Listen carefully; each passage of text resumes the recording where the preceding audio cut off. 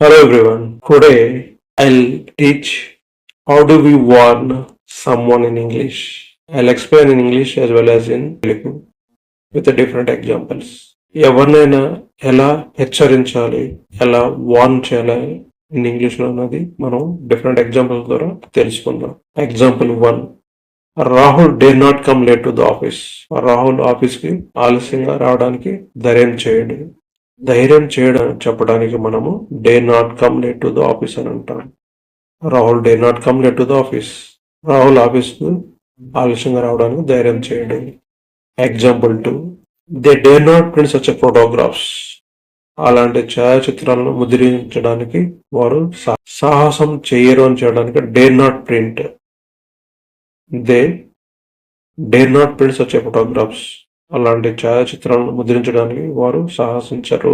ఇక్కడ దే అనేది subject, dare not అనేది వార్నింగ్ అవటానికి, ప్రింట్ అనేది verb base form, such photographs అలాంటి photographs noun. They dare not print such photographs. అలాంటి ఛాయాచిత్రాలను ముద్రించడానికి వారు సాహసించరు.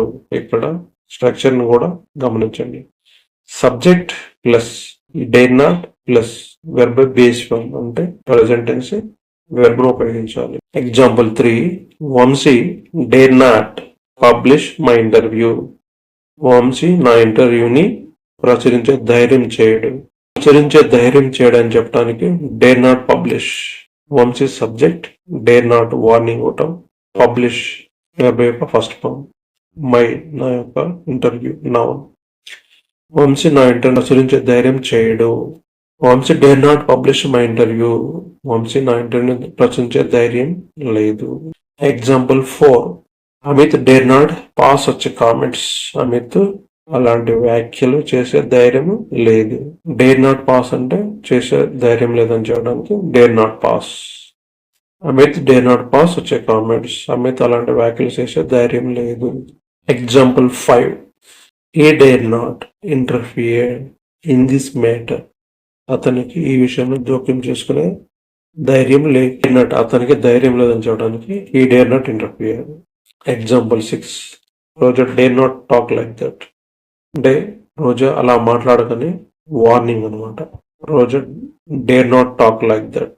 రోజా అలా మాట్లాడకు. dare not ని వార్నింగ్ ఇవ్వడానికి మనం ఉపయోగిస్తాం. డే నాట్ టాక్ అంటే అలా మాట్లాడొద్దని.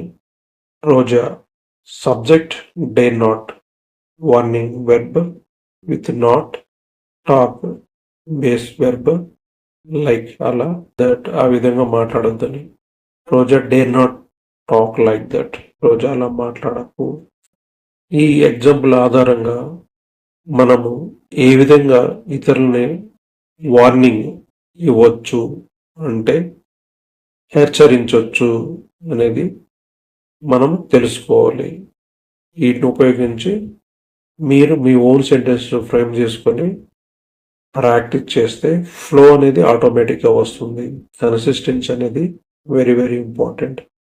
మీరు ఇంతవరకు ఛానల్ను సబ్స్క్రైబ్ చేసుకోకపోతే కంపల్సరీగా సబ్స్క్రైబ్ చేయండి. మీరు చేస్తే ఏమవుతుందంటే నిజంగా ఇది ఉపయోగపడుతుందని నాకు ఎంకరేజ్మెంట్ చేయడానికి కూడా హెల్ప్ అవుతుంది. తప్పకుండా చేయండి. మీ వాల్యుబుల్ కామెంట్స్ని కూడా ఇవ్వండి, మర్చిపోవద్దు.